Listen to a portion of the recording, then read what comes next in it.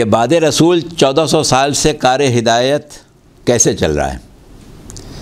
یعنی ان کا کہنا یہ ہے کہ نہ امام کے پاس اقتدار ہے، نہ لوگ امام کی اطاعت کر رہے ہیں، نہ امام کو کوئی خصوصی حیثیت حاصل ہے، عام انسانوں کے درمیان زندگی گزار رہے ہیں. ایسی صورت میں کار ہدایت کیسے کریں گے؟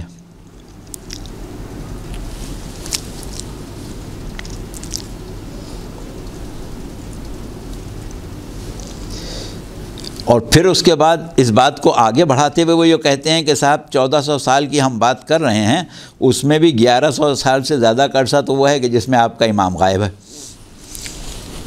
تو اب غائب امام فریضہ ہدایت کیسے انجام دیتا ہے، یہ آپ ہمیں عقلاً اور قرآن کی روشنی میں ثابت کریں، یا ان عقائد کی روشنی میں ثابت کریں جو مسلمانوں میں متفق ہیں. اب دیکھیے، سوال میں دو کیفیات آ گئیں. پہلی چیز جو ہے وہ الجھن کس بات میں ہے کہ جس کے پاس اقتدار نہیں ہے، جس کے پاس حکومت نہیں ہے، جس کے پاس لاؤ لشکر نہیں ہے، جس کے پاس طاقت نہیں ہے، جس کی اطاعت نہیں ہو رہی ہے، جس کو لوگ اپنا امیر نہیں مان رہے ہیں، جس کو لوگ اپنا سردار اور اپنا بادشاہ نہیں مان رہے ہیں، وہ ہدایت کیسے کر رہا ہے؟ اور دوسری چیز یہ کہی جا رہی ہے کہ صاحب جب امام آپ کا غیبت میں چلا گیا تو غیبت میں تو اس کا لوگوں سے براہ راست واسطہ اور تعلق بھی نہیں ہے، تو اب ایسی صورت میں وہ ہدایت کیسے کر رہا ہے؟ یہ سوال عموماً اٹھتا ہے، اور یقیناً آپ لوگوں کے ذہن میں اس کے جوابات بھی کچھ ہوں گے، لیکن کیونکہ یہاں بات یہ ہو رہی ہے کہ سوائے قرآن کے کوئی بات نہ کریں، یا پھر وہ بات کریں جو متفقہ عقائد ہیں، تو اس لیے ہم اسی حد تک رہیں گے انشاءاللہ. اب سوال آپ نے سن لیا، ہم پہلے سوال کا جواب دیتے ہیں. اچھا، اب پہلا سوال جو ہے وہ اس کی بنیاد کس چیز پر ہے؟ کار ہدایت پر ہے. یعنی ان کا کہنا یہی ہے کہ آپ کا عقیدہ ہے کہ آپ کے ائمہ وہ کار ہدایت انجام دے رہے ہیں جو پیغمبر اسلام دیتے تھے، لہذا وہ ان کے نائب ہیں، قائم مقام ہیں، ان کے خلیفہ ہیں. تو اب آپ یہ بتائیں کہ جب ان کے پاس اقتدار ہی نہیں تھا، ان کی لوگ اطاعت ہی نہیں کرتے تھے، ان کو یہ مرکزی حیثیت ہی حاصل نہیں تھی، تو کیسے ہدایت کرتے تھے؟ ٹھیک ہے، یہ آپ کے ذہن میں آ گیا نقطہ. اب ہمیں اس کو سمجھانے کے لیے سب سے پہلے قرآن کا فلسفہ ہدایت سمجھنا پڑے گا کہ فلسفہ ہدایت قرآن کی روح سے کیا ہے. تو پہلے ہم آپ کو یہ بتائیں گے کہ فلسفہ ہدایت قرآن کی روح سے کیا ہے، تاکہ یہ سمجھ میں آئے کہ سوال کرنے والا جو سوال کر رہا ہے وہ سوائے جہالت کے اور کچھ ہے ہی نہیں.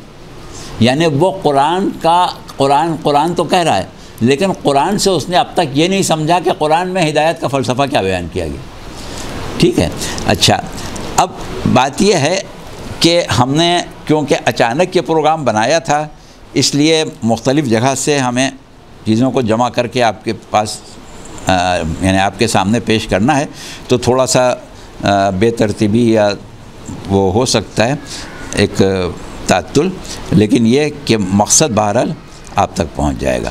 اب دیکھیے، پہلے ہم یہ سمجھیں کہ قرآن میں ہدایت کے بارے میں کیا گفتگو کی گئی ہے اور ہدایت کو کس طرح پیش کیا گیا ہے. نمبر ایک، پہلا نقطہ. دوسرا نقطہ ہمارا یہ ہوگا کہ انبیاء کار رسالت کیسے کرتے تھے. بھئی آپ ہم سے یہ پوچھ رہے ہیں کہ امام کار ہدایت کیسے کرے گا، تو پہلے ہم آپ سے یہ پوچھ رہے ہیں کہ انبیاء کیسے کرتے ہیں. انبیاء میں تو آپ کو کوئی اختلاف نہیں ہے نا، پیغمبر اسلام کار ہدایت کرتے تھے، آپ سے پہلے انبیاء ما سبق سب کار ہدایت کرتے تھے، تو وہ کیسے کرتے تھے؟ بھئی جیسے نبی کرے گا، اور خاص طور سے جیسے خاتم الانبیاء کریں گے، ان کے نائبین ویسے ہی تو کریں گے نا، کوئی دوسرا طریقہ تو نہیں اختیار کریں گے. تو لہٰذا پہلے ہم یہ دیکھیں گے کہ قرآن میں فلسفہ ہدایت کیا ہے، اور پھر یہ دیکھیں گے کہ پیغمبر اسلام اور انبیاء ما سبق سے پروردگار عالم نے جن امور کو انجام دلوایا جس کی وجہ سے ان کو مبشرین کہا، ان کو کہا کہ وہ منذرین ہیں، مبشرین ہیں، یعنی خوشخبریاں دینے والے ہیں، وہ کار ہدایت، کار تبلیغات کرنے والے ہیں، وہ معلم کتاب و حکمت ہیں، وہ رحمت ہیں، وہ قابل اطاعت ہیں، ان کا اسوہ جو ہے وہ نمونہ ہے۔ یہ ساری چیزیں جب اللہ نے کہی ہیں اور ہدایت کے معاملے میں جب ان کی ذمہ داری کی بات کی ہے تو ان کی ذمہ داریاں کیا ہیں، ٹھیک ہے، یہ دوسرا نقطہ ہوگا۔ اس کے بعد ہم انشاءاللہ تیسرے نقطے پر آئیں گے جس میں کار ہدایت کی مزید وضاحت ہوگی کہ کار ہدایت اللہ کیسے کرتا ہے، کیوں کرتا ہے، کس کی ہدایت کرتا ہے، کس کی ہدایت نہیں کرتا، یہ پھر ہمارا اگلا نقطہ ہوگا۔ اور اس کے بعد کافی حد تک یہ چیز واضح ہو جائے گی، اور اس کو واضح کرنے کے بعد پھر ہم آگے انشاءاللہ اس کی کچھ وضاحت کریں گے، اور پھر عہد غیبت میں امام کا تعلق اور امام کی ہدایت کا فلسفہ جو ہے وہ سمجھائیں گے۔ تو اب لب لباب آپ کے مکمل طور سے سامنے آ گیا۔ تو اب دیکھیے قرآن اٹھا کے ہم دیکھیں کہ قرآن میں ہدایت کے بارے میں کیا بات کی جا رہی ہے۔ آیا قرآن میں اللہ نے ہدایت کو انبیاء و مرسلین اور اوصیاء کی ذمہ داری قرار دیا ہے یا ہدایت کا کچھ اور تصور پیش کیا ہے؟ تو پہلے ہم آپ یاد رکھیں، ہم آغاز کر رہے ہیں سورہ واللیل کی 12ویں آیت سے۔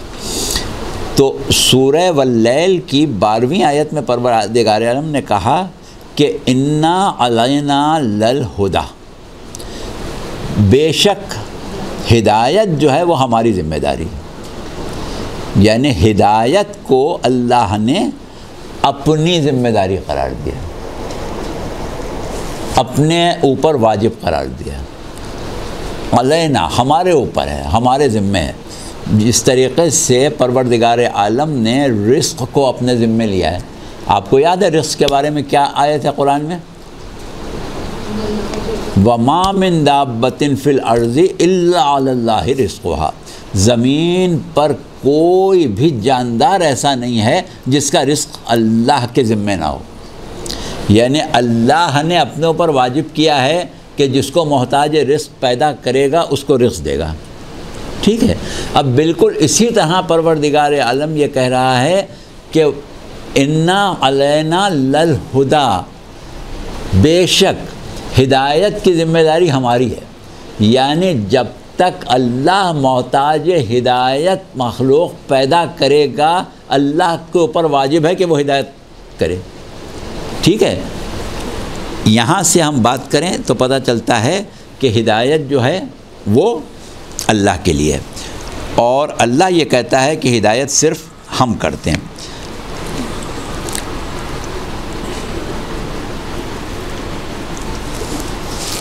اسی طریقے سے قرآن میں اور آیتیں ہیں، مثلاً قل ان الہدی ہدی اللہ، اے رسول آپ کہہ دیجئے کہ ہدایت تو کچھ نہیں ہے مگر یہ کہ اللہ کی ہدایت، یعنی ہدایت سوائے اللہ کے اور کوئی کرتا ہی نہیں ہے۔ ہدایت اگر کرتا ہے تو اللہ کرتا ہے۔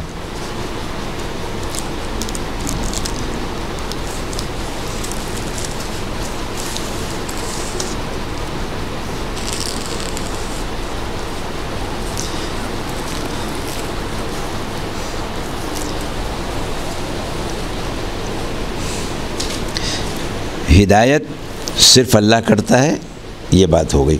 اچھا اب ہم اور آیتیں کیونکہ ادھر ادھر بکھر گئی ہیں اور ہم نے جمع کرنے کا موقع نہیں ملا تو ہم ذرا سا آپ سے وقت لے رہے ہیں۔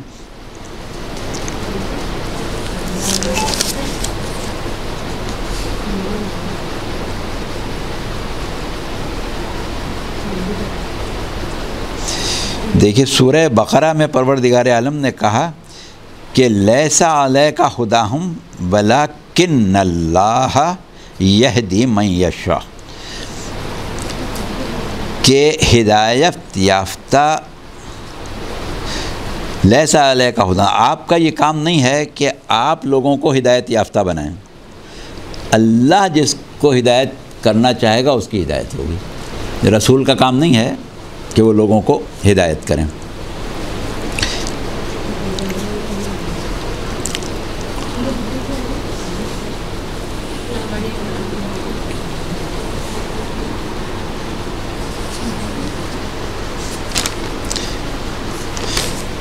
اچھا، اسی طریقے سے اور بہت سی آیتیں ہیں جن کو ہم چھوڑے دے رہے ہیں کیونکہ پھر ہمارا وقت ختم ہو جائے گا اور بات نتیجے تک پہنچے گی نہیں، کہ قرآن میں اگر آپ تلاش کرنا چاہیں وہ آیات کہ جس میں پروردگار عالم نے یہ کہا کہ ہدایت صرف اللہ کرتا ہے، اور ابھی بیچ میں آئیں گی ایسی آیتیں ہمارے سامنے تو ہم بیان بھی کر دیں گے۔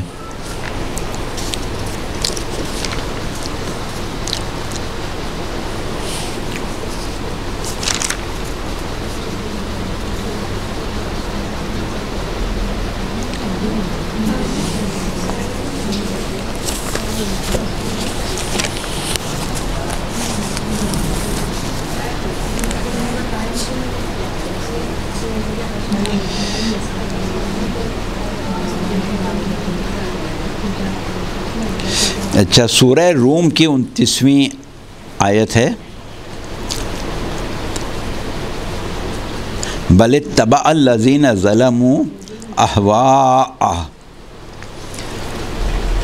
اہواءہم بغیر علم فمن یہدی من اضل اللہ وما لہم من الناصرین، کہ یہ لوگ جو ظالم ہیں یہ بغیر علم کے جہالت کے عالم میں اپنی خواہشات کی پیروی کرتے ہیں، اور اگر اللہ ہدایت نہ کرنا چاہے تو کون ہدایت کر سکتا ہے؟ یعنی یہاں یہ کہا جا رہا ہے کہ اگر اللہ ہدایت نہیں کرنا چاہتا پھر کوئی بھی نہیں کرے گا، یعنی ان کی ہدایت ہو ہی نہیں سکے گی، یعنی جس کو اللہ گمراہی میں چھوڑ دے اس کی ہدایت کوئی نہیں کر سکتا۔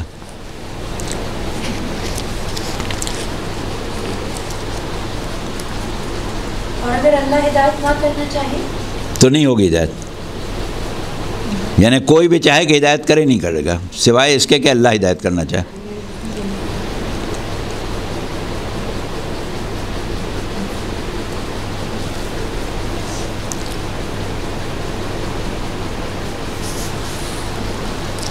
اور ایسی آیتیں بہت سی ہیں، وہ ہم نے مختلف مقامات پر مختلف مواقع پر لکھی ہیں، وہ ابھی سامنے جب آئیں گی تو ہم بیان کر دیں گے، ڈھونڈنے میں وقت ضائع ہو جائے گا، مگر یہ کہ ہم نے سامنے اتنی لکھ لی ہیں جتنے سے کام چل جائے۔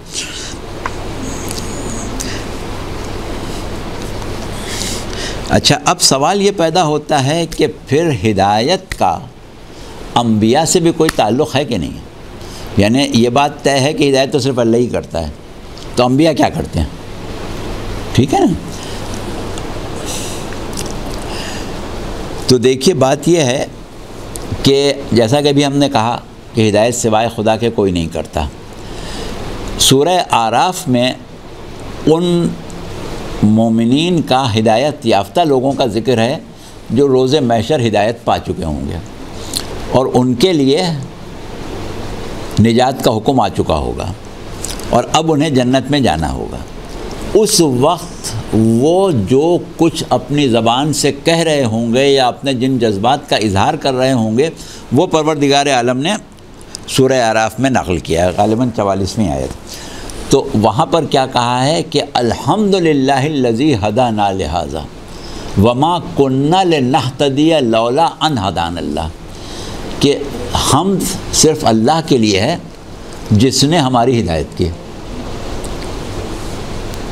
اگر وہ ہدایت نہ کرتا تو سوال ہی نہیں پیدا ہوتا تھا کہ ہم ہدایت پا لیتے۔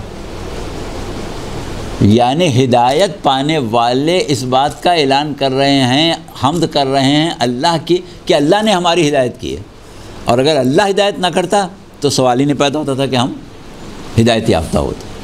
اور اس کے بعد پھر انبیاء کا انہوں نے ذکر کیا ہے، لقد جاءت رسل ربنا بالحق، بے شک اللہ نے رسولوں کو حق کے ساتھ بھیجا۔ تو ہدایت تو اللہ نے کی، لیکن رسولوں کو حق کے ساتھ بھیجا، اس کا بھی ساتھ میں ذکر ہے۔ تو اس کا مطلب یہ کہ کار ہدایت میں انبیاء کا کوئی کردار تو ہے، لیکن بنیادی طور پر ہدایت سوائے اللہ کے کوئی نہیں کرتا۔ یہاں تک بات آ گئی، ٹھیک۔ اچھا، اب آپ دیکھیں کہ انبیاء کا کام کیا ہے۔ اس سلسلے میں بہت آیتیں ہیں، بہت آیتیں ہیں اس سلسلے میں، ہم 2-3 پر اکتفا کریں گے۔ فی الحال آپ ایک آیت سن لیں، سورہ عنکبوت کی آیت 18۔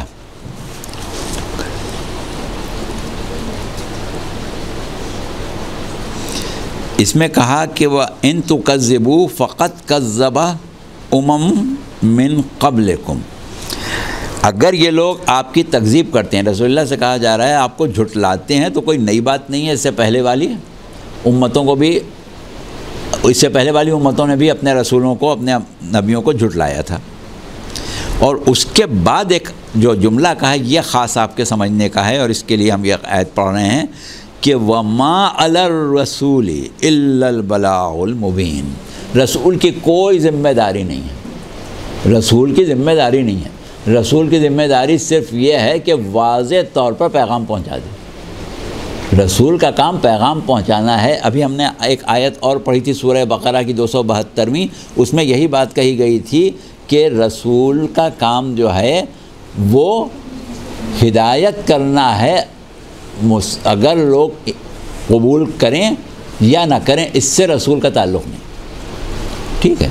اچھا، اب یہ تو قرآن کی آیتیں ہوں گئی، ابھی 1-2 آیتیں اور ہم آپ کو پڑھ کے سنا دیں گے، لیکن پہلے آپ انبیاء ما سبق کے تذکرے پروردگار عالم نے قرآن میں کیوں کیے ہیں؟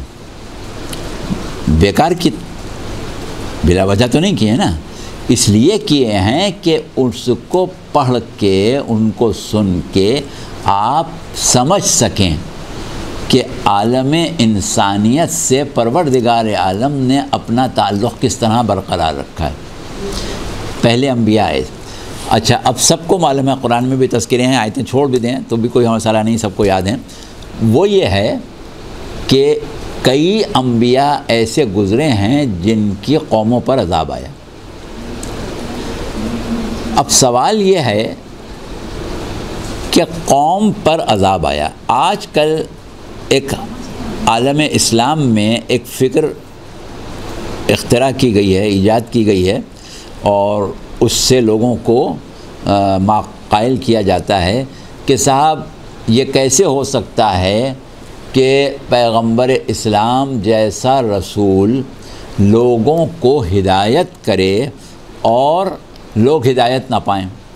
اگر لوگ ہدایت نہ پائیں اور سب کے سب یا اکثریت جو ہے وہ کافر رہے، منافق رہے، باغی رہے، جو بھی رہے، تو یہ تو رسول اللہ پر حرف آ جائے گا کہ وہ کر ہی نہیں پائے کچھ۔ کیا کام کیا انہوں نے؟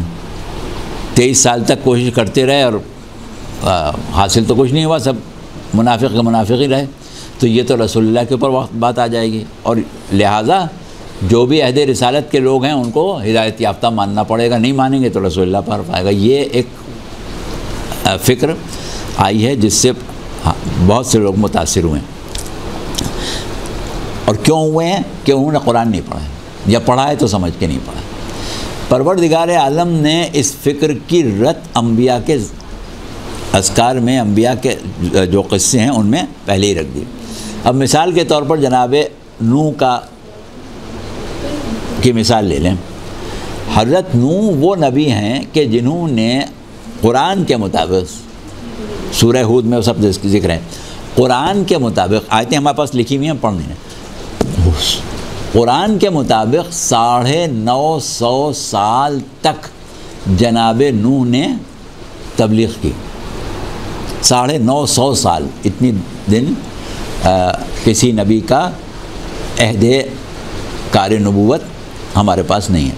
950 سال پوری دنیا میں خدا جانے کہاں کہاں وہ پھرے، کن کن لوگوں کے پاس گئے، اور کس کس طریقے سے انہوں نے اللہ کا پیغام لوگوں تک پہنچایا۔ نتیجہ کیا ہوا کہ 950 سال میں جناب نوح جو ہیں وہ صرف اپنے گھر کے لوگوں کو ملا کے 72 آدمیوں کی ہدایت کر سکے. جو کشتی میں سوار ہوئے تھے وہ کتنے تھے؟ صرف 72 کی تعداد روایات میں ملتی ہے، جس میں ان کی جو مومنہ زوجہ تھیں وہ بھی، جو ان کے نیک فرزند تھے وہ بھی، اور جو بہویں تھیں وہ بھی شامل. تو اتنے سے لوگ ایمان لائے. تو اب اللہ کو چاہیے تھا کہ جناب نوح کو سزا دیتا کہ 950 سال تم کیا جھک مارتے رہے، 100 آدمیوں کو بھی مسلمان نہیں کر سکے. تو یہ تو ان کے باہر پانا چاہیے نا، ان کو سزا ملنا چاہیے. اللہ نے کیا کیا کہ امت کو ڈبو دیا، ان کو نجات دے دی. تو اس کا مطلب کیا ہوا کہ جناب نوح نے اگر 950 سال میں 100 آدمیوں کی بھی ہدایت نہیں کی تو وہ ذمہ دار نہیں ہیں، ان کے اوپر کوئی حرف نہیں آئے گا. اللہ کا قانون یہ ہے کہ بھائی نبی کا کام ہی نہیں ہے کہ لوگوں کو مسلمان بناؤ. نبی کا کام کار ہدایت ہے، حجت کو تمام کرنا ہے. یہ کام نہیں ہے کہ وہ لوگ ایمان بھی لائیں. لہٰذا یہ کہنا کہ صاحب اگر رسول اللہ 23 سال میں لوگوں کو مسلمان نہیں بنا سکے تو یہ تو رسول اللہ کی کمی ہو گئی معاذ اللہ. رسول اللہ تو حضرت نوح کو پکڑو پہلے تو، کہ 950 سال نہیں بنا سکے، رسول نے تو لاکھوں کو بنایا.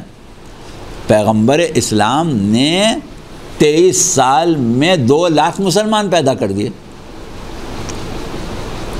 تو یہ کیسے آپ کہہ سکتے ہیں کہ انہوں نے کوئی کمی کی ہے؟ کمی تو کہاں ہوتی ہے کہ ہدایت اللہ کرتا ہے. اب اگر کسی کی ہدایت اللہ ہی نہ کرنا چاہے تو اس میں رسول کا کیا مسئلہ؟ ٹھیک ہے نا. اب اگر ایسے لوگ ہیں کہ جن کی ہدایت اللہ کرنا ہی نہیں چاہتا تو ان کی ہدایت کیوں ہوگی؟ تو اس میں کوئی رسول کی کوتاہی تھوڑی ہے. اچھا، اسی طریقے سے آپ اور انبیاء کے اوپر آ جائیں. یہ تو ہم نے حضرت نوح کی مثال دی. حضرت نوح کے علاوہ جناب صالح، جناب لوط، اور ہمیں ایسے انبیاء ملتے ہیں جن کی امتوں پر عذاب آیا. تو کبھی ایسا نہیں ہوا کہ پروردگار عالم نے انبیاء سے کہا ہو کہ کیا کر رہے ہو تم، یہ لوگ ایمان کیوں نہیں لا رہے ہیں. ہمیشہ انبیاء کو تسلی دی، انبیاء کو کی تعریف کی، انبیاء سے اظہار محبت کیا، اظہار ہمدردی کیا، اور سزا کس کو دی؟ ان قوموں کو جو ایمان نہیں لائے. ٹھیک ہے. تو اس لحاظ سے یہ کہنا کہ نبی کا کام کیا ہے؟ نبی کا کام ہدایت کو پہنچانا ہے. صحیح ہے. اچھا، اب اس سے تھوڑا سا اور آپ باریکی میں جائیں کہ نبی کا کام ہدایت کرنا ہے، مسلمان بنانا، ایمان کسی کے دل میں ڈالنا. یہ رسول کا کام نہیں ہے، یہ اللہ کا کام. اچھا، اب آگے بڑھیں کہ اللہ نے رسول کی ذمہ داری یہ بھی نہیں رکھی ہے کہ ہر ایک کے اوپر اپنا وقت ضائع کریں. سورہ یاسین میں آپ پڑھتے ہیں رسول اللہ کے بارے میں کیا کہا کہ لِيُنذِرَ مَنْ كَانَ حَيًّا وَيَحِقَّ الْقَوْلُ عَلَى الْكَافِرِينَ. جو ایمان نہ لائیں، جو انکار کریں، ان کے اوپر تو صرف حجت تمام کرنا ہے. اور کار رسالت، تعلیم کتاب و حکمت، تزکیہ نفس، یہ جو رسول کا کام ہے یہ کس کے لیے ہے؟ جو زندہ ہیں، صرف ان لوگوں پر جو زندہ ہیں. تو اس کا مطلب یہ کہ معاشرے میں سب زندہ ہی نہیں ہوتے. تو اب زندہ جو اللہ نے لفظ استعمال کیا ہے وہ ظاہر ہے کہ ظاہری زندگی کے تو نہیں استعمال کیا ہے. سانس لے رہے ہیں اور ان کی نبضیں چل رہی ہیں، دل دھڑک رہا ہے، کھا رہے ہیں، پی رہے ہیں، چل پھر رہے ہیں، یہ تو مطلب نہیں ہے. وہاں زندہ سے جو مراد ہے وہ ہے صلاحیت قبولیت ہدایت. جن میں قبولیت ہدایت کی صلاحیت ہے صرف انہی کے اوپر رسول کا کام ہے. اور اس کام میں بھی یہ ہے کہ اگر اللہ نے ان کو توفیق دی تو وہ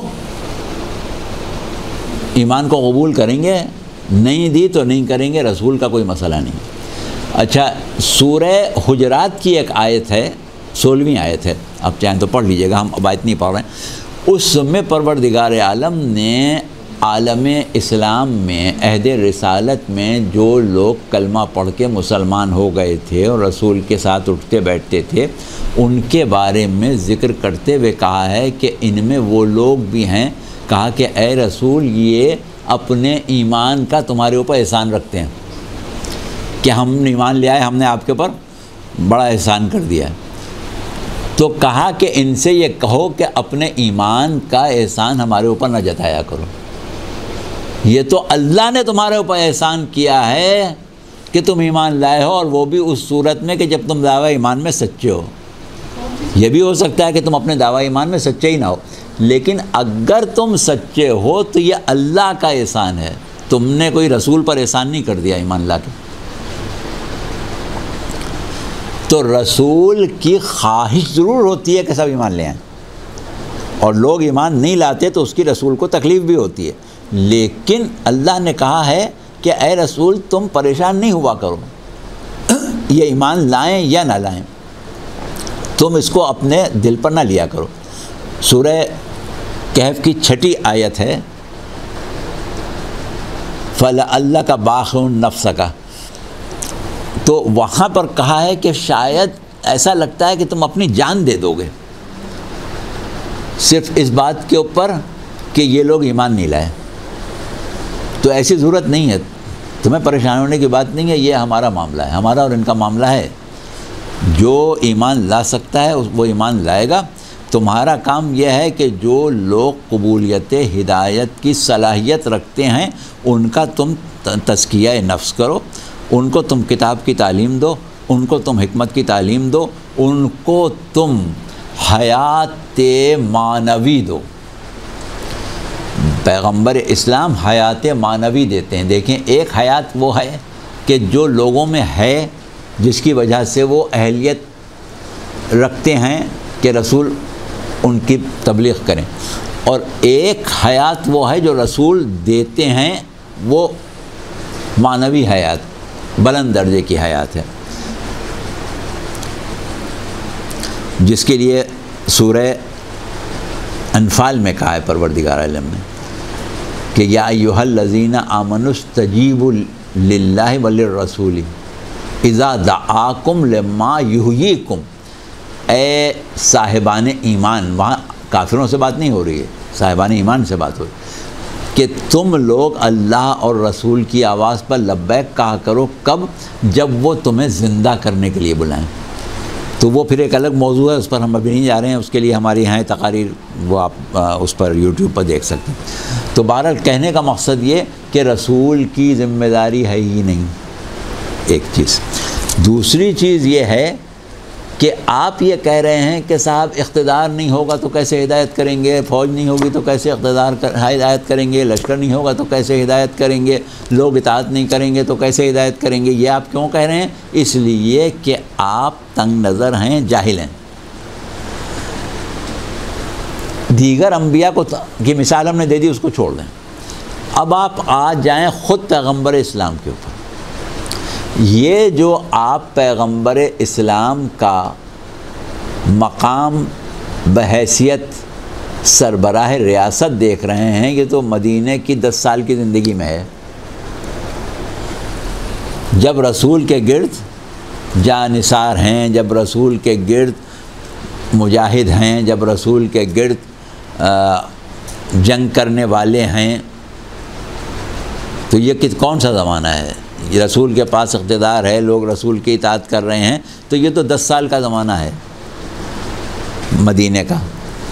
رسول نے جو ہدایت کی وہ کیا ہے؟ تعلیم کتاب و حکمت ہے، وہ تزکیہ نفس ہے، وہ حیات معنوی ہے۔ وہ رسول نے کیسے کی؟ تلوار سے کی، اقتدار سے کی، فوج سے کی، لشکر سے کی، طاقت سے کی، یہ دیکھنا پڑے گا۔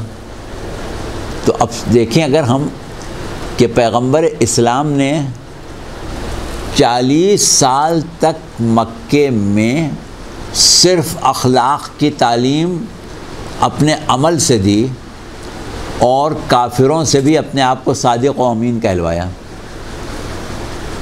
کوئی اقتدار تو نہیں تھا، ایک یتیم، اور وہ بھی ایسا کہ جس کے پاس کوئی مال و دولت نہیں ہے، کوئی اقتدار نہیں ہے، کوئی لاؤ لشکر نہیں ہے. اچھا، اب اس کے بعد جو مکی زندگی ہے اس میں قرآن 3/4 نازل ہو گیا.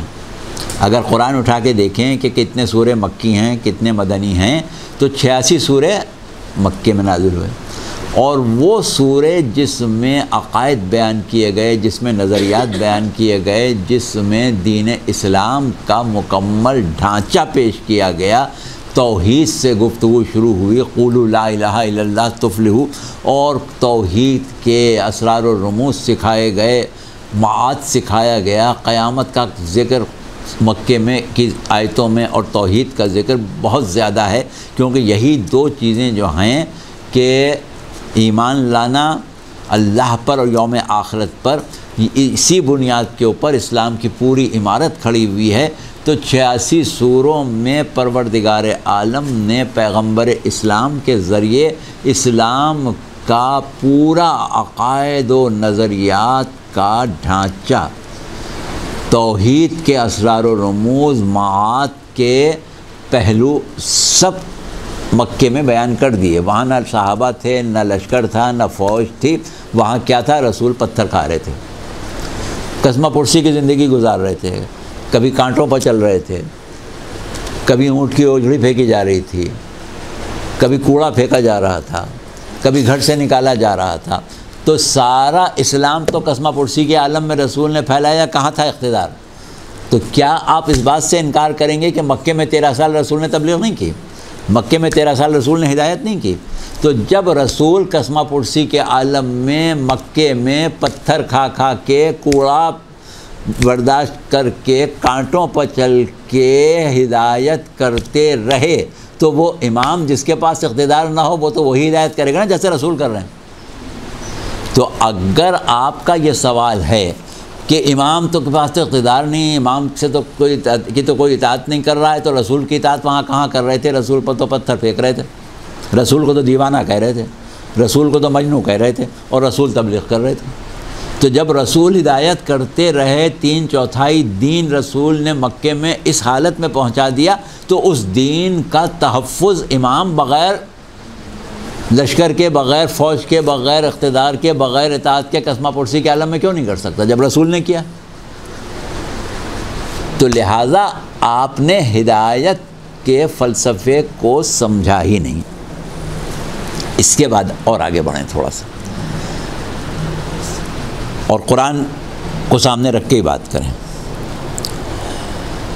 قرآن میں پروردگار عالم نے جناب ابراہیم کا بہت ذکر کیا ہے، سب سے زیادہ حضرت موسیٰ کا کیا ہے، اس کے بعد حضرت ابراہیم کا بہت ذکر کیا ہے، اور حضرت ابراہیم کے ساتھ نمرود کا ذکر کیا ہے.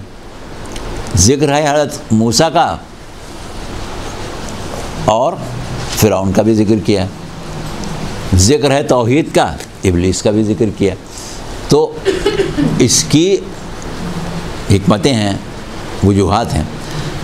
تو صورت یہ ہے کہ پروردگار عالم نے جس وقت بات امام کی دیکھی ہو رہی ہے، ذہن میں یہ بات رکھیے گا، کہا جا رہا ہے امام کیسے ہدایت کرے گا؟ اس کے پاس تو لشکر نہیں ہے، اس کے پاس تو فوج نہیں ہے، اس کے پاس تو لوگوں کا ہجوم نہیں ہے، وہ تو بادشاہ نہیں ہے، اس کی تو لوگ اطاعت نہیں کر رہے ہیں. مسلمان یہ کہتے ہیں کہ صاحب جو خلیفہ بن گیا، جس کے پاس اقتدار آ گیا، جس کے پاس اقتدار آ گیا وہ رسول کا خلیفہ ہو سکتا ہے، جس کے پاس اقتدار نہیں آیا وہ رسول کا خلیفہ ہی نہیں ہے. بلکہ وہ ایک مشہور حدیث جو پیغمبر اسلام کی ہے کہ میرے بعد 12 خلفاء ہوں گے اور سب قریش سے ہوں گے، اس میں جب 12 کی گنتی مسلمان مورخ پوری کرنا چاہتے ہیں تو خاص طور سے اس بات پر توجہ دیتے ہیں کہ جس کی حکومت مضبوط تھی اس کو لیں گے، جس کی حکومت نہیں تھی یا حکومت مضبوط نہیں تھی اس کو نکال دیتے ہیں. تو بہرحال وہ ایک الگ بحث ہے. تو کہنے کا مقصد دماغ میں یہ خناس سمایا ہوا ہے کہ حکومت اور اقتدار کے بغیر خلافت ہوتی نہیں. تو آپ اپنے امام کو خلیفہ رسول کیسے مانتے ہیں؟ اس کے پاس حکومت نہیں. یہ ہے اصل نقطہ اس کا. اچھا اب اور آگے چلیں. تو کیا ہوا کہ جناب ابراہیم کون ہیں؟ اللہ کے اولو العزم پیغمبر ہیں، نبی اولو العزم ہیں، صاحب شریعت ہیں، اور ایسے نبی ہیں کہ جن کو پروردگار عالم نے مقام خلت عطا کیا ہے، خلیل کہا ہے، اپنا دوست کہا ہے. اب اس نبی سے پروردگار عالم کیا کہتا ہے؟ وہ سورہ بقرہ آیت 124 جو آپ لوگ مجلسوں میں بہت سنتے ہیں، وَإِذِ ابْتَلَىٰ إِبْرَاهِيمَ رَبُّهُ بِكَلِمَاتٍ، کہ جب اللہ نے ابراہیم کو، یعنی جب ابراہیم کے رب نے ابراہیم کو مختلف آزمائشوں سے گزارا، فَأَتَمَّهُنَّ، اس میں ان کو کامیاب پایا، وہ کامیاب ہو گئے. تو کیا کہا؟ قَالَ إِنِّي جَاعِلُكَ لِلنَّاسِ إِمَامًا، میں تمہیں لوگوں کا امام بنا رہا ہوں، لوگوں کا امام بنا رہا ہوں. قَالَ وَمِن ذُرِّيَّتِي، کہا میری نسل میں. قَالَ لَا يَنَالُ عَهْدِ الظَّالِمِينَ، تو کہا کہ بھئی یہ جو عہدہ ہے اس کے لیے معصوم ہونا ضروری ہے. یہ ہم مختصر کر کے بیان کر رہے ہیں، اس آیت کی تفصیل میں جانا نہیں ہے. ہمیں کس طرح معصوم ہم نے کہہ دیا، یہ پوری گفتگو ہو جائے گی. اچھا تو اب کیا بات ہے کہ جب جناب ابراہیم کو اللہ امام بنا رہا ہے اور ان کی ذریت میں امامت رکھ رہا ہے، ہم اپنے ائمہ کی امامت کے جو قائل ہیں وہ وہی امامت ہے جو حضرت ابراہیم کو اللہ نے دی تھی. تو اب حضرت ابراہیم نے یہ کیوں نہیں کہا کہ پروردگار تو مجھ کو امام بنا رہا ہے اور تخت پر بیٹھا ہوا ہے نمرود؟ اقتدار کس کے پاس ہے؟ نمرود کے پاس. لاؤ لشکر کس کے پاس ہے؟ نمرود کے پاس. طاقت کس کے پاس ہے؟ نمرود کے پاس. تو میں امامت لے کے کیا کروں؟ ساری طاقت اقتدار تو اس کے پاس ہے. کیوں نہیں کہا جناب ابراہیم نے؟ اس لیے کہ وہ یہ جانتے ہیں کہ امامت کے معنی اقتدار نہیں ہے. اقتدار امامت کا حق ہے لیکن شرط نہیں ہے. یہ ایک پہلو آپ سمجھیں کہ حق امامت کا کس کو ہے؟ جو اللہ کا برگزیدہ اور معصوم بندہ ہے، جو حجت ہے زمین پر، جو صالح ہے. بَلَقَدْ كَتَبْنَا فِي الزُّبُورِ مِن بَعْدِ الذِّكْرِ أَنَّ الْأَرْضَ يَرِثُهَا عِبَادِيَ الصَّالِحُونَ. زمین کے وارث جو ہیں وہ ہمارے صالح بندے ہیں. تو صالحین جو ہیں وہ مشیت پروردگار عالم میں صاحب اقتدار ہیں. ان کے وجود میں اللہ نے اقتدار رکھا ہے. ضروری نہیں ہے کہ لوگ ان کو حاکم مان بھی لیں. لوگوں کا مسئلہ ہی نہیں ہے یہاں. تو اب جناب ابراہیم نے یہ نہیں کہا کہ بھئی تو نے مجھے طاقت تو دی نہیں، اقتدار تو اس سے چھین. جب میرے پاس اقتدار ہوگا تب تو میں کار امامت کروں گا. میں ایسے کار سے کار امامت کروں گا، میرے پاس تو اقتدار ہی نہیں ہے، میری تو کوئی اطاعت ہی نہیں کرتا، مجھ کو تو اٹھا کے آگ میں پھینک رہے ہیں، تو میری بات ہی کب مانتے ہیں؟ تو ایسی صورت میں یہ بات طے ہو جاتی ہے کہ جناب ابراہیم یہ جانتے تھے کہ وہ اقتدار، وہ طاقت، وہ قدرت، وہ تمام امور جو ایک بہت ہی مضبوط بادشاہ کے ہاتھ میں ہونا چاہیے ہیں، وہ تو ہیں نمرود کے پاس. لیکن مجھ کو جو کار امامت دیا جا رہا ہے، عہدہ امامت دیا جا رہا ہے، اس میں میرے اختیارات جو ہیں وہ اس سے کہیں زیادہ ہیں. وہ اختیارات نمرود کے پاس نہیں ہیں. جب جناب ابراہیم کو کعبہ بنانے کا حکم ملا اور انہوں نے کعبے کی تعمیر کر لی، تو اللہ نے کیا کہا تھا ان سے؟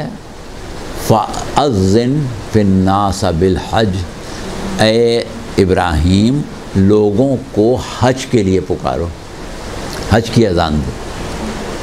اب جناب ابراہیم سے کہاں کہاں جا رہا ہے؟ آپ کو معلوم ہے کہ مکہ آباد تو نہیں تھا، دور دور تک بیابان صحرا، نہ آدم نہ آدم زاد۔ تو حضرت ابراہیم یہ کہتے کہ پروردگار کس کو پکاروں، یہاں کوئی ہے بھی؟ کوئی ہے ہی نہیں، سناٹا پڑا ہوا ہے دور دور تک، مجھ سے کہہ رہا ہے آواز دو، کس کو دوں آواز؟ لیکن اللہ نے کیا کہا کہ تم پکارو گے تو جو لوگ ابھی پیدا نہیں ہوئے ہیں وہ بھی سنیں گے، جو یہاں نہیں ہیں وہ بھی سنیں گے، اور جو پیدا ہونے والے ہیں قیامت تک سب سنیں گے۔ کیوں سنیں گے؟ انی جاعلوں کا للناس اماما، میں نے تمہیں لوگوں کا امام بنایا ہے۔ تو جب لوگوں کے امام بن گئے تو لوگ کا لفظ جہاں جہاں جائے گا سب سنیں گے۔ تو امام وہ ہوتا ہے کہ جب اس کو پروردگار عالم نے لوگوں کا امام بنایا ہے تو لوگ اس کی آواز، اس کی پکار، اس کی تبلیغ، اس کا پیغام سن سکتے ہیں۔ پروردگار عالم سنوا دیتا ہے، خواہ وہ اس کی اطاعت کریں یا نہ کریں۔ یہ ایک الگ مسئلہ ہے، اور آج کی گفتگو میں وقت نہیں ہے کہ امام کا اختیار تکوینی ہوتا ہے، اور دین اسلام جو ہے وہ ایک روحانی دین ہے جس کا تعلق حقیقت وجود سے ہے، فطرت انسان سے ہے۔ تو اس کے اعتبار سے ہدایت جو ہوتی ہے اس کا ایک پہلو تکوینی ہوتا ہے، جو کہ پروردگار عالم نے اپنے لیے کہا کہ اللہ ولی الذین آمنوا یخرجہم من الظلمات الی النور۔ اللہ صاحبان ایمان کا ولی ہے جو ان کو ظلمتوں سے نکالتا ہے، نور کی طرف لاتا ہے۔ کبھی کسی مومن کو یہ محسوس ہوا کہ اللہ ہاتھ پکڑ کے ظلمت سے نکال کے نور کی طرف لا رہا ہے؟ یہ ظلمتوں سے نکالنا، نور کی طرف لانا جو ہے، اس کا تعلق تشریع سے نہیں ہے، تکوین سے۔ اور جن کو ہم امام مانتے ہیں ان کو پروردگار عالم نے خاص طور سے یہی عہدہ دیا ہے جو اللہ نے اپنے لیے ولایت کا رکھا ہے۔ اللہ ولی الذین، اللہ کیا ہے؟ اللہ ولی الذین آمنوا، اللہ صاحبان ایمان کا ولی ہے۔ یہاں یہ نہیں کہا کہ اللہ صاحبان ایمان کا خالق ہے، یہ نہیں کہا کہ اللہ صاحبان ایمان کا مالک ہے، یہ نہیں کہا کہ اللہ صاحبان ایمان کا رازق ہے، یہ نہیں کہا کہ اللہ صاحبان ایمان پر مہربان ہے، بلکہ یہ کہا کہ ولی ہے۔ کیوں کہا ولی؟ اس لیے کہ ظلمتوں سے نکالنا، نور کی طرف لانا، ہدایت تکوینی کرنا، اس کی وجہ، اس کی بنیاد ولایت ہے۔ ولی ہے اس لیے ظلمتوں سے نکالتا ہے، اس لیے نور کی طرف لاتا ہے۔ اور والذین کفروا اولیاءہم الطاغوت، اور وہ جو کافر ہو گئے ہیں وہ کون ہیں؟ وہ طاغوت کے ولی ہیں۔ وہ کیا کرتے ہیں؟ یخرجہم من النور الی الظلمات، وہ نور سے نکال کے ظلمتوں کی طرف لاتے ہیں۔ تو اس کا مطلب جو ظلمتوں سے نکال کے نور کی طرف لاتے ہیں ان کا بھی کوئی ایسا اختیار ہے لوگوں پر کہ وہ نظر نہیں آتے، سامنے ہوتے نہیں ہیں، لیکن نور کی طرف، نور سے نکال لیتے ہیں۔ ابھی اس کو ہم دوسرے سوال کے جواب میں اس کی وضاحت کریں گے۔ ابھی فی الحال کہنے کا مقصد جو تھا، جہاں تک ہم لے جانا چاہ رہے تھے، وہ یہ تھا کہ ہدایت تکوینی پروردگار عالم مومنوں کی کرتا ہے۔ اور اس کے بعد پروردگار نے کیا کہا کہ انما ولیکم اللہ ورسولہ والذین آمنوا الذین یقیمون الصلاۃ ویؤتون الزکاۃ وہم راکعون، کہ بے شک اللہ تمہارا ولی ہے، رسول ولی ہے، اور صاحبان ایمان میں وہ کہ جو حالت رکوع میں زکوٰۃ دے۔ تو یعنی یہ آیت ولایت وہ ہے جس کی روح سے ہم پیغمبر اسلام کو، امیر المومنین کو اور ائمہ اہل بیت کو رشتہ ولایت کے اعتبار سے دیکھتے ہیں۔ اور رشتہ ولایت میں کیا ہوتا ہے؟ یخرجہم من النور من الظلمات الی النور، ظلمتوں سے نکالتے ہیں، نور کی طرف لاتے ہیں، تو ان کی ہدایت تکوینی ہوتی ہے۔ اور دوسری طرف جو پروردگار عالم نے پیغمبر اسلام کے لیے یہ بات کہہ دی، اور کیا کہا کہ تمہارے طرف اللہ کی طرف سے آیا.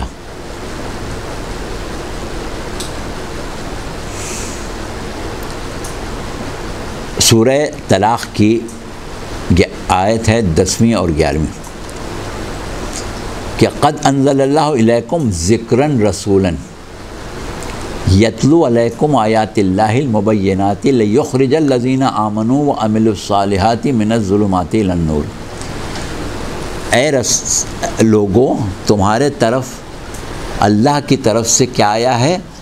ایک ذکر آیا ہے جو کہ رسول کی شکل میں ہے، اور وہ کیا کرتا ہے؟ اللہ کی آیات مبینات سناتا ہے. کس کو سناتا ہے؟ صاحبان ایمان کو سناتا ہے، عام لوگوں کو نہیں سناتا. صاحبان ایمان کو سناتا ہے. وہ جو ہے یتلو علیہم آیاتی و یزکیہم و یعلمہم الکتاب والحکمہ، وہ سب کے لیے ہے.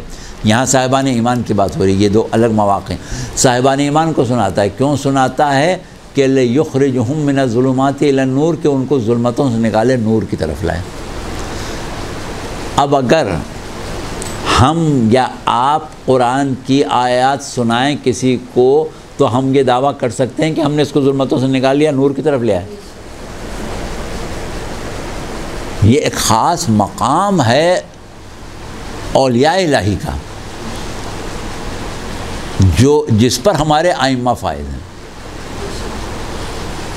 تو کیا ہوا کہ یہ ایک ہدایت ہے جس کو رسول کے ذریعے اللہ نے آگے بڑھایا ہے. کہا کہ رسول کیا کرتا ہے؟ ظلمتوں سے نکالتا ہے، نور کی طرف لاتا ہے. وہاں اللہ نے کیا کہا تھا کہ اللہ ولی ہے، وہ ظلمتوں سے نکالتا ہے، نور کی طرف لاتا ہے. اب کہا کہ رسول ولی ہے، وہ ظلمتوں سے نکالتا ہے، نور کی طرف لاتا ہے. اور وہاں پر جو ہم نے آیت سورہ اعراف کی پڑھ دی تھی کہ الحمدللہ الذی، جہاں پر پروردگار ہم نے کہا کہ ہدایت اس کے لیے، اللہ کے لیے حمد ہے کہ جس نے ہماری ہدایت کی. ہدانا لہذا وما کننا لنہتدی لولا ان ہدانا اللہ. اگر اللہ ہدایت نہیں کرتا تو ہم کبھی بھی ہدایت نہیں کرتے. اور اس کے بعد کہا کہ اس نے رسول بھیجے. تو رسول جو بھیجے ہیں وہ کیا کرتے ہیں؟ وہ ظلمتوں سے نکالتے ہیں، نور کی طرف لاتے ہیں. اور تسلسل ولایت جہاں اللہ نے رکھا ہے وہ بھی ظلمتوں سے نکالتے ہیں، نور کی طرف لاتے ہیں. یہی ہمارے ائمہ ہدایت اس طرح کرتے ہیں. ان کو اقتدار کی ضرورت نہیں ہے کہ اقتدار ہوگا تو ہدایت کریں گے.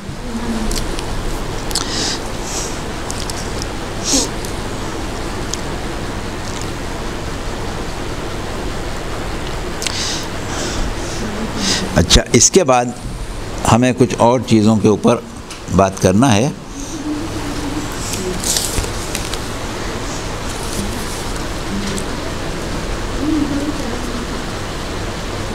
اب پروردگار عالم نے جیسے پیغمبر اسلام سے خاص طور پر اس بات کی تاکید کی کہ لینذر من کان حیا، آپ صرف اس کی ہدایت کریں، اس پر کار تبلیغ کریں جو زندہ ہیں.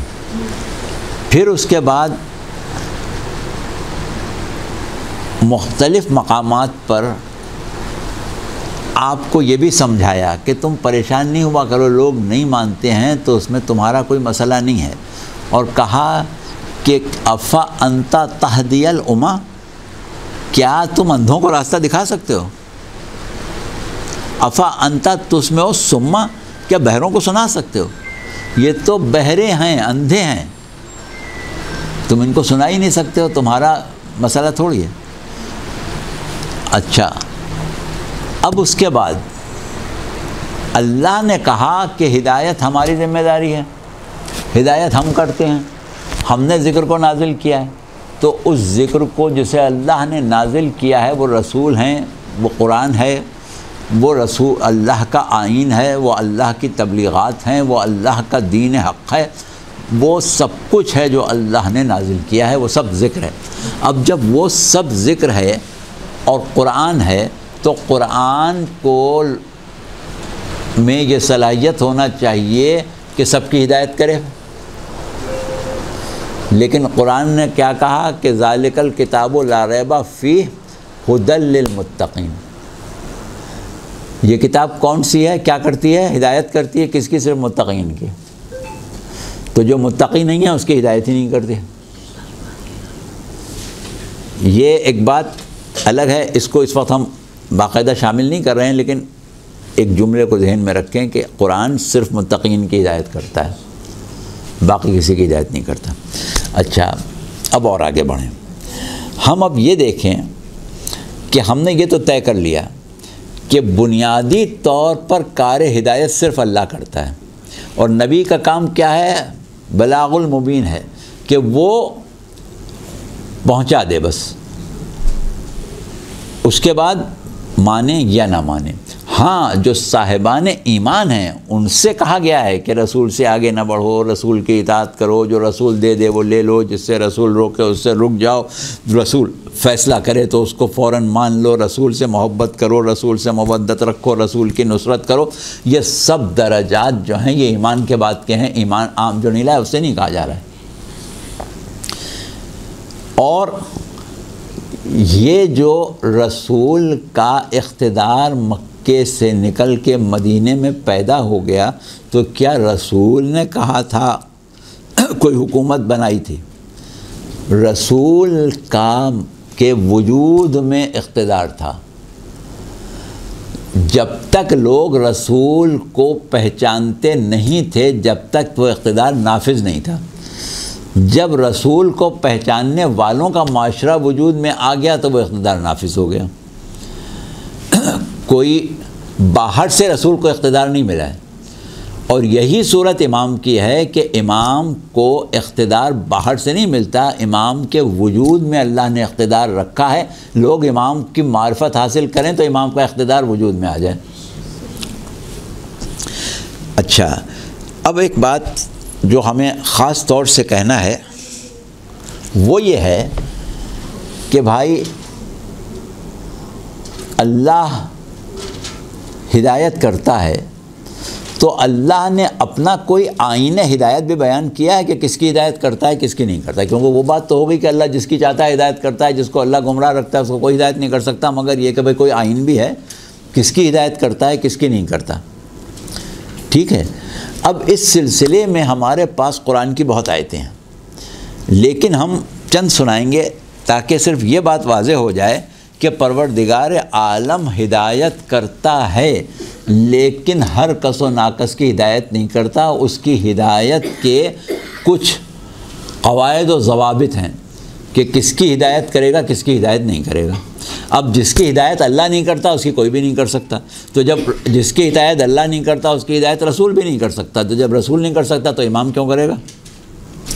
ٹھیک ہے، آپ لوگوں کو بہت مشکل تو نہیں پڑ رہی ہماری گفتگو سننے میں؟ ہمیں لگ رہا ہے کہ پڑھ رہی ہے، اور بہت اچھا ہوا کہ ہم جو تقریر کرنے والے تھے وہ ہم نے نہیں کی، وہ اس سے بہت زیادہ مشکل ہو جاتی۔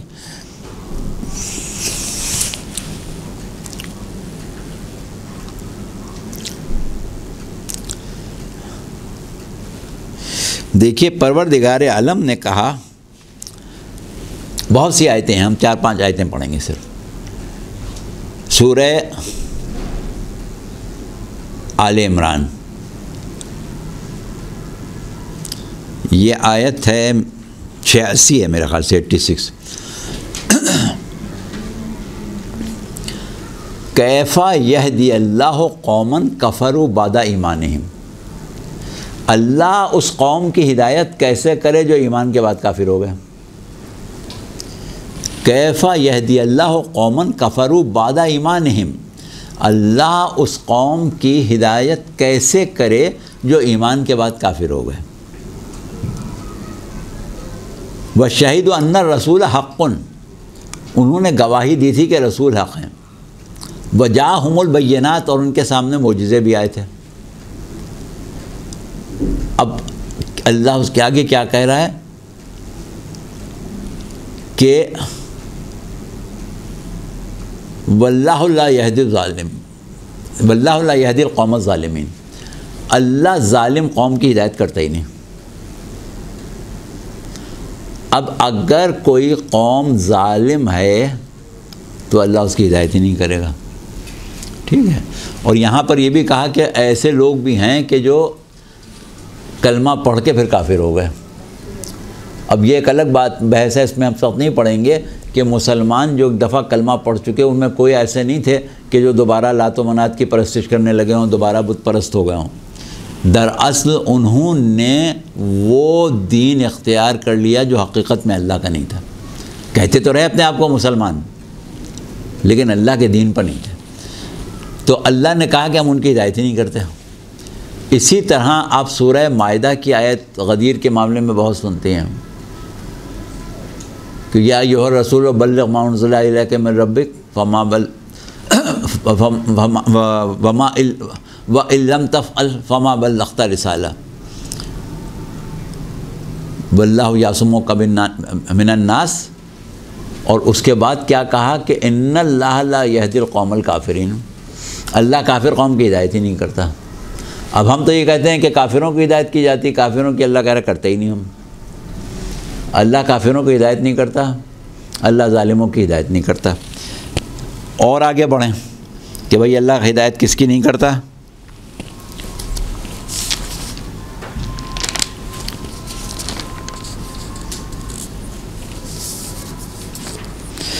جگہ جگہ آپ کو ملے گا، کہیں اللہ کہہ رہا ہے کہ اللہ فاسقوں کی ہدایت نہیں کرتا، کبھی کہہ رہا ہے اللہ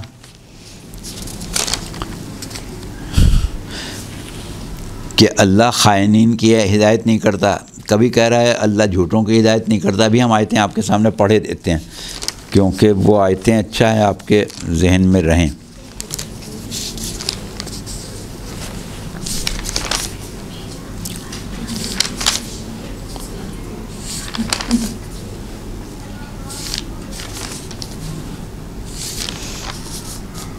آپ لوگ ایک دفعہ صلوات پڑھ لیں۔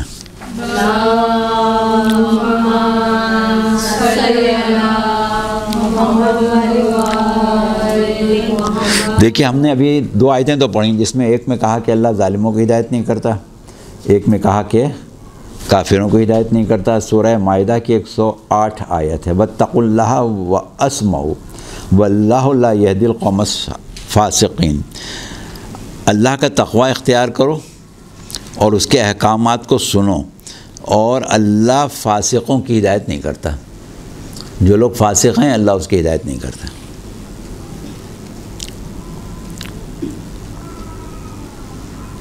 سورہ انعام کی 144ویں آیت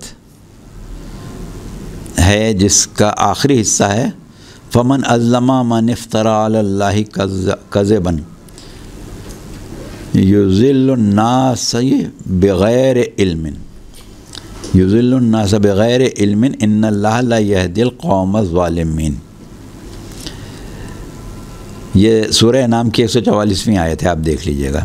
فَمَنْ أَظْلَمَ مَنِ افْتَرَىٰ عَلَى اللَّهِ كَذِبًا يُضِلُّ النَّاسَ بغیر علم ان اللہ لا یہدی القوم الظالمین، کہ اللہ ظالم قوم کی ہدایت نہیں کرتا۔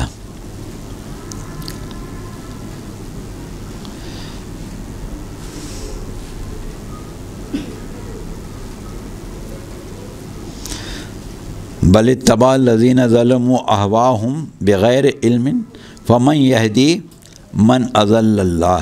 سورہ روم کی 29ویں آیت، کہ جس کی اللہ ہدایت نہ کرے اس کی ہدایت کوئی نہیں کرے گا۔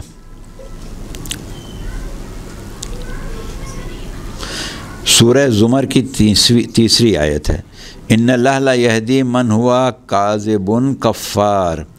اللہ ہدایت اس کی نہیں کرتا جو جھوٹ بولنے والا ہو، کفران نعمت کرنے والا ہو، اس کی بھی اللہ ہدایت نہیں کرتا۔ سورہ مومن جس کو سورہ غافر بھی کہتے ہیں، اس کی 28ویں آیت ہے، ان اللہ لا یہدی من ہوا مسرف کذاب۔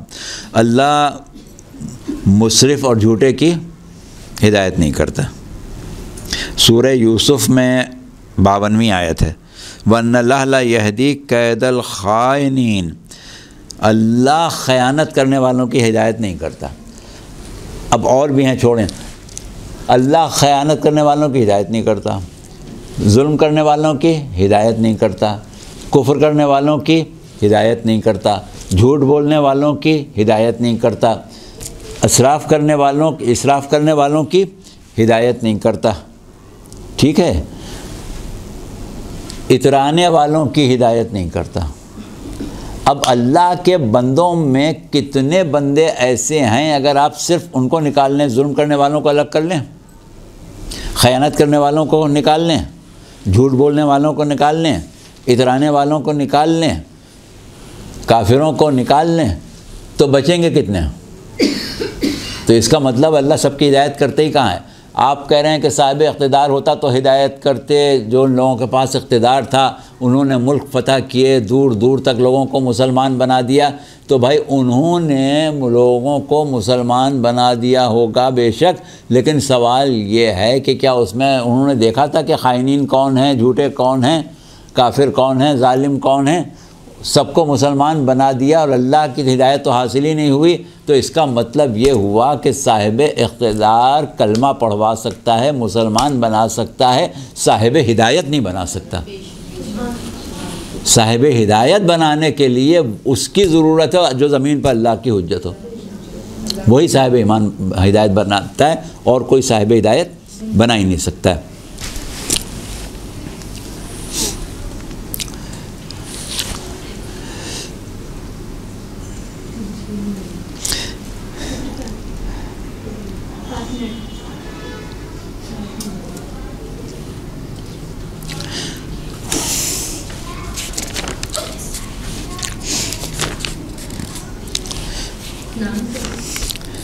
اب یہ بات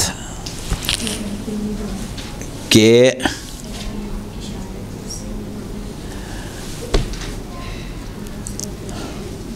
رسول کے بعد ہدایت کا سلسلہ 1400 سال کیسے جاری رہا، تو جواب اس کا یہ ہے کہ رسول کے جو 13 سال تھے اس میں ہدایت کا سلسلہ کیسے جاری ہوا، ویسے رسول کے بعد بھی جاری رہا۔ اچھا، اب آپ یہ کہتے ہیں کہ لوگ رسول کی اطاعت کرتے تھے اس لیے رسول ہدایت کرتے تھے، اب جب رسول جیسا آدمی نہیں رہا یا ائمہ کو وہ مقام نہیں ملا جو رسول کو ملا تھا، یعنی لوگ اطاعت کر رہے تھے، تو اب امام کیسے ہدایت کرے گا؟ تو کیسے ممکن ہے کہ ہدایت ہو جائے؟ آپ ثابت کریں قرآن سے کہ رسول کے بعد ہدایت کا سلسلہ جاری رہا اور اللہ نے اس کو مان لیا کہ ہاں ہدایت ہوئی، تو یہ بھی تو ہمیں قرآن سے ثابت کرنا پڑے گا نا۔ یہ تو ہم نے ثابت کر دیا کہ امام ہدایت کر سکتا ہے، لیکن یہ کہ یہ کیسے ثابت کریں کہ قرآن نے مانا ہو کہ ہاں یہ ہدایت ہو گئی؟ تو اب آپ آ جائیں سورہ مائدہ کی آیت 54۔ یا ایھا الذین آمنوا من یرتد منکم عن دینہ فسوف یاتی اللہ بقوم یحبہم ویحبونہ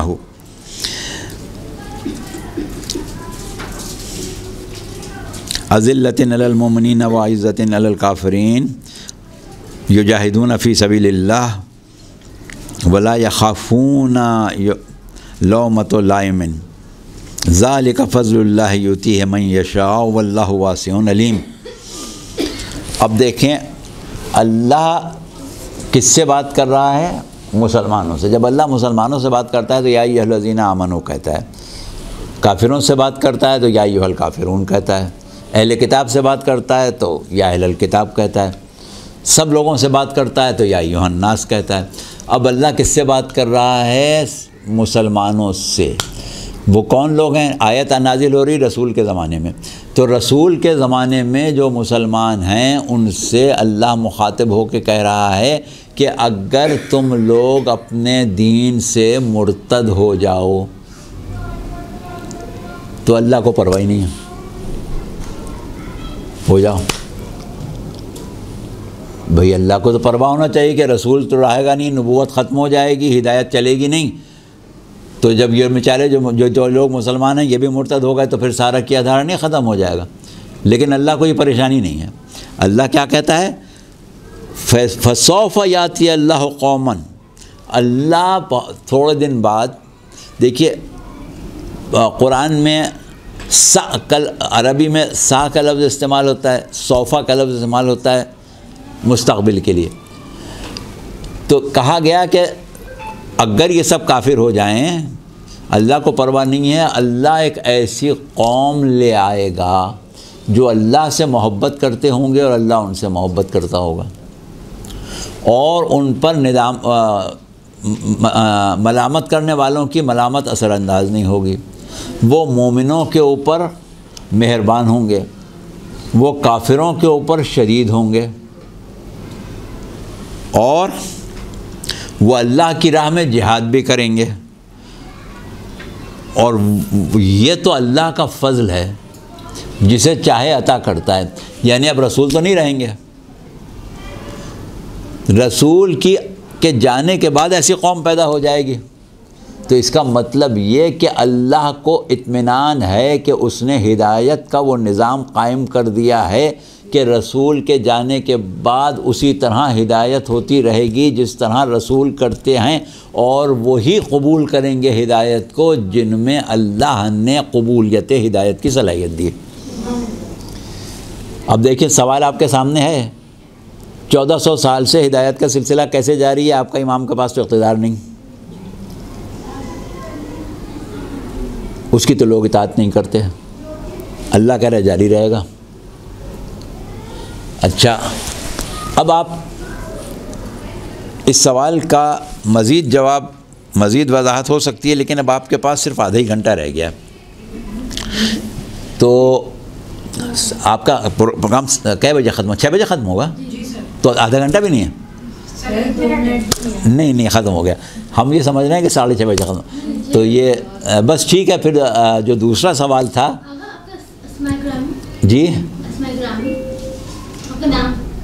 نام ہمارا ناصر ہاشمی۔ تو اب ہمیں دوسرے سوال لینا تھا کہ ہدایت کا تسلسل اور غیبت، اس کو فی الحال ہم رہنے دیتے ہیں، لیکن بس اتنا سمجھ لیں کہ ہدایت اور غیبت جب ہم نے بتا دیا کہ اس طریقے سے ہدایت ہو رہی ہے، اللہ کہہ رہا ہے کہ ان الشیاطین لیوحون الی اولیائہم، شیاطین جو ہیں وہ اپنے دوستوں پر وحی کرتے ہیں۔ اللہ کہہ رہا ہے کہ ظلمت نور سے نکال کے ظلمتوں میں لاتے ہیں، تو اب ظاہر ہے کہ جو اللہ کے ہادی ہیں وہ بھی اس قسم کا کام کر سکتے ہیں۔ اور بس ایک آیت آپ لوگ ذہن میں رکھ لیں، وہ ہم اب بات تو ختم ہی ہو گئی ہے، وہ والا سوال نہیں شروع ہوا، وہ آیت ہے سورہ اعراف کی آیت 198 198۔